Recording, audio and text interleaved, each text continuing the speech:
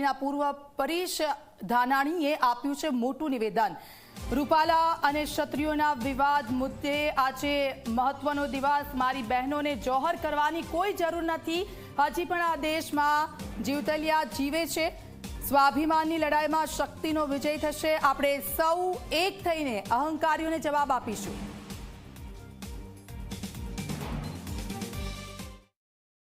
દેશની દીકરીઓના દામન ઉપર દાગ લગાડનારા લોકો સામે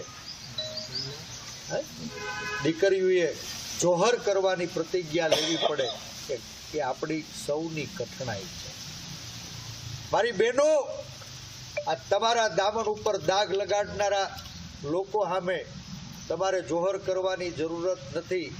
હજી જવતલિયાઓ ઘણાય જીવી રહ્યા છે।